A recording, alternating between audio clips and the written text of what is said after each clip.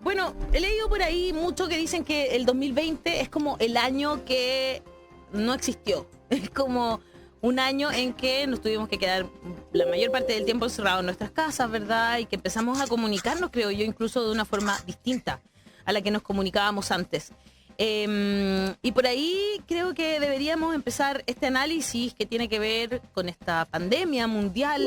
Y se le ha llamado, me imagino, el año que nunca existió, porque en el fondo, claro, estábamos encerrados, no hubo mucho, nadie fue a celebrar cumpleaños, dejaste de juntarte los fines de semana, ¿no es cierto? Pasaron muchas cosas que tienen que ver como que te restaste. Distinto, fue un año absolutamente distinto. Muy diferente. Pero lo que se viene del 2021 parece muy similar. Entonces. Pero ya no va a ser distinto porque va a ser parecido a este. Claro.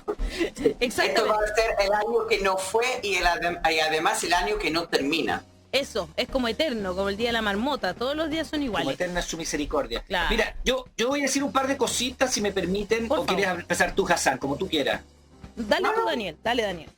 No, yo creo que este año fue un año, en mi opinión, un año en que se vivió realidad y se vivió ficción. ¿Y qué quiero decir con esto? Yo creo que tuvimos un gobierno, parte de los poderes del Estado, de los medios de comunicación, los poderes fácticos, entre los que están los empresarios, etcétera, que vivieron una ficción. Ya. A partir del 18 de octubre del año pasado, algunos comenzaron a vivir una realidad demostrada, digamos, o sea, a vivir la realidad, incluso algunos a entenderla, otros a decir, uy, no sabía, pero me sumo, y otros a seguir viviendo su propia realidad, pero otros siguieron viviendo en la ficción. Yo creo que este año se caracteriza porque el gobierno en general, parte de, como decía, del poder legislativo, muchos poderes fácticos, no los medios de comunicación, oficiales, viven una ficción permanente, ¿no? Por ejemplo, en materia de salud, vámonos al COVID, que fue lo que más... Bueno, las medidas que se tomaron este año eran parte de una ficción. Acabamos de escuchar hace 2 días a la subsecretaria de Salud diciendo, estamos aprendiendo. Pero ¿cómo vamos a estar aprendiendo después de un año con este cuento? Claro. Un año y estamos aprendiendo. O sea, perdón, yo creo que hay improvisación permanente y sistemática porque ellos viven en una ficción, viven en una realidad paralela que no es la realidad de todos. Entonces, ¿cómo me puedes decir a mí que estás aprendiendo ahora? Cuando ya ha pasado, se vivió en Europa antes que nosotros, lo vivimos nosotros, se vuelve a vivir en Europa, volvemos a vivirlo nosotros y dice que estás aprendiendo. O sea, ¿cuál es tu trabajo? Entonces realmente es en materia de salud. En materia social, ¿para qué vamos a decir? Pues la entrega de la ayuda nunca llegó mal, llegó tarde, llegó a través de cajitas y tuvo que resolverse a través del 10% de la propia plata de los trabajadores y antes con el subsidio de cesantía pagado anticipadamente. Otra ficción en lo social que el gobierno no estuvo a la altura y la gente tuvo que vivir su propia realidad. Y su propia realidad fue sacar su propia plata, ¿no? Para poder vivir. Vámonos al orden público. Para las ficciones que está lleno de terroristas, lleno de golpistas, lleno de violentistas, de quemadores, etcétera. Pero eso es ficción. Lo que hay es gente tratando de manifestarse. Y un gobierno reprimiendo con fuerza y dureza, dejando gente muerta, gente minusválida, sin ojos, gente... O sea, esa otra ficción más, la del orden público y la violencia. Claro, hubo violencia, pero la violencia no solo fue de un lado. La mayor parte fue las violaciones de derechos humanos hechos por el propio Estado. ¿Por qué? Porque decían que mantenían el orden público y no mantenían el orden público. Estaban reprimiendo la libertad de manifestarse, el derecho a manifestarse. Esto hubiera sido otra cosa si los carabineros hubieran acompañado a los manifestantes. Hubiera sido otro el resultado. Si hubieran acompañado a los manifestantes no habría tantas violaciones de derechos humanos. La gente no habría quemado tantas cosas ni habría roto tanto porque es también una reacción a cómo actúa Carabineros de Chile. Entonces, otra realidad versus la ficción. La realidad en la calle y la ficción del orden público del gobierno, el mismo establishment. Y en política, ¿para qué decir? Pues, ¿no? O sea, la realidad fue un apruebo de un 80% porque quería cambios, porque no les gusta lo que está, porque queremos una nueva constitución, queremos una forma de ver la sociedad, de relacionarnos en sociedad, de nuevas leyes, de nuevos derechos, derechos sociales, digamos, eso es lo que queremos. Pero otros siguen viviendo la ficción, como por ejemplo Morel, ¿no? La primera dama que dijo que tenían que compartir sus privilegios y ahora se da unas vacaciones de 10 días en Miami. ¿Qué es eso? ¿Vivir la realidad? Pues vivir su propio imaginario, ¿no? Vivir su propia realidad, vivir una realidad paralela, que primero reconoces que vas a tener que soltar tu privilegio y después te vas a Miami con tus hijas. ¿Qué signo es eso? ¿Qué símbolo? Quizás lo puede hacer, pero ¿qué le están mostrando al país? Con que su marido dice que... Su marido, cuando uno lo escucha, dice, este año fue un año de violencia, de pandemia, y mucho en la economía, ¿no? Ha ido pésimo en la economía, y ella pesca un avión con sus hijas y se va a Miami 10 días. ¿Qué están mostrándole al país? Entonces yo creo que esto es un país, este año ha sido dos realidades que van paralelas. Eso es lo que un poco conclusión, ¿no? Una realidad que vive el establishment, los que viven el 20%, las 3 comunas, gobierno, medios de comunicación oficiales, poderes fácticos, empresarios y parte de los otros poderes también, versus la realidad de la calle, de las personas de a pie, de los chilenos en general, que hemos vivido en materia de salud, social, orden público, política y otros, otra realidad. Muy bien, me parece muy interesante el análisis que está haciendo Daniel, y ahí estábamos viendo también lo que tiene que ver con el viaje de Cecilia Morel y esta, como tú lo llamaste, ficción en la que viven algunos, ¿no es cierto?, que sería para ellos el país real. Creo que eso es lo más trágico de todo, ¿no? Su ficción es real. Ellos, es más fácil ir, como dijo ayer Mauricio, ir a Miami, cuando además, y que tú te acuerdas que una vez salieron diciendo que en una portada de un diario, que son de esa realidad, que los departamentos eran más baratos en Miami, así que había un ofertón y había que ir a comprárselo. Yo me acuerdo perfecto además de esa portada. Me llama por eso poderosamente la atención la cantidad de chilenos que van a Miami y se quedan, que van a comprar, que hacen negocio. Es bien interesante que sea ese el lugar además elegido por la primera dama. No es cualquier lugar, ¿no? Para irse con las niñitas, con las niñitas que tienen miedo, por cierto.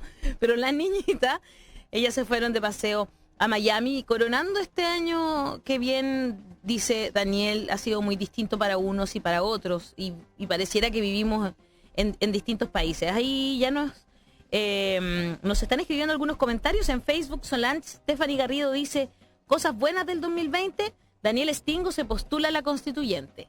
Patricio Bastidas, saludos, y esperando que este nuevo año nos sigamos apoyando y aumentando la solidaridad con quienes más lo necesitan. Hoy día en la mañana hice mis 9 fotos con más interacciones y me gusta y todas esas cosas. Y la mayoría de las fotografías eran como de activismo. Creo que ha sido, por ejemplo, para mí ha sido un año de activismo social, de reconocimiento, de comenzar a tratar de buscar ese nuevo Chile del que hemos conversado tanto. Hassan, ¿qué es para ti este 2020? ¿Cuál es tu análisis desde el punto de vista político, por cierto?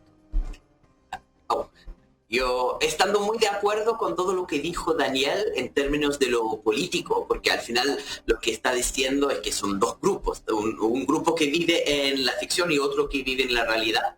Yo quería hacer una reflexión un poquito más filosófica casi, que en la vida propia, en la vida de uno, también hay momentos en que nosotros estamos viviendo en la ficción y otros momentos que estamos viviendo en la realidad. Y 2019, con el 18 de octubre, es un despertar, eso es tanto el lenguaje, ¿cierto? Estallido, revuelta popular y todos los demás, es la primavera chilena, pero todo es una sensación de estar despertando, estar viviendo en la realidad. Para los que, en la metáfora de Daniel, vivían en ese mundo ficticio, estaban obligados a enfrentar la realidad con el 18 de octubre. Yo creo que fue una reconstrucción del tejido social.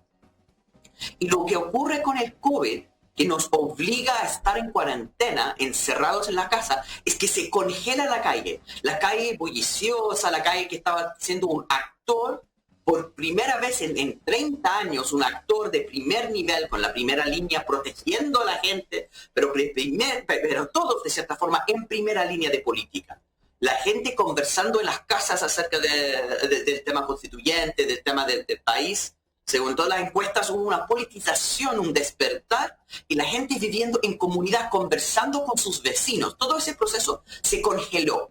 y volvimos a ese mundo de sueños, ese mundo medio ficticio. Yo siempre tengo este problema de sentirme un personaje ficticio. Uno pierde el sentido de realidad porque estamos en esa cuestión de lo que los sociólogos llaman la anomía, la falta de normas, la falta de comunidad. Hay como una cuestión de no estar en contacto con personas. Cuando uno está conversando con la familia por Zoom o por Skype, no es lo mismo.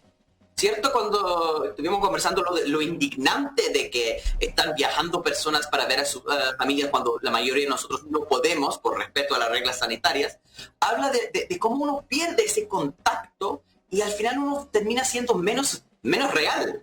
Todo se parece más sueño. Pero yo en esa reflexión de ese cambio desde la realidad del 18 de octubre al sueño de la cuarentena, qué bueno que se haya empezado a reconstruir el tejido social antes, en el 18, porque pucha que lo hemos necesitado en esos momentos. Porque vimos con el fracaso político total del gobierno, porque al final se manejaron mal el estallido, manejaron peor el tema de COVID. Es gracias al tejido social de las redes de autoprotección que se construyeron el año pasado, que este año que está terminando ahora, por lo menos logramos sobrevivir. Porque con las redes del estallido no solamente, pues yo vi muchas personas ayudando, porque la ayuda del gobierno no llegó para los adultos mayores, para las personas más vulnerables. El mismo tejido social que se construyó el 18 de octubre se ocupó para ayudar a la gente en esa línea más de supervivencia. Pero también como actor de presión, porque al final, ¿por qué logramos el retiro del 10% 2 veces de las pensiones? Eso no es gracias a la clase política, sino porque hay una presión donde la gente está mucho más activa en la política y se puede exigir cosas. Obviamente no es lo que queríamos. Idealmente habríamos tenido un gobierno decente, entonces la ayuda habría llegado desde el endeudamiento del Estado y no del endeudamiento de las personas. Pero por lo menos llegó algo de ayuda. O sea, al final no es la ayuda que queremos, pero en una situación de desesperación, por lo menos ayuda. Y esa ayuda es gracias al tejido social que nos estaba protegiendo en esos meses de cuarentena de sueño obligado, digamos. Entonces eso es mi reflexión así de como de esos dos mundos, que Daniel lo estaba haciendo vertical, de dos grupos de personas. Yo estaba pensando en la vida personal, cómo hemos transitado entre el despertar y el sueño obligado. Y para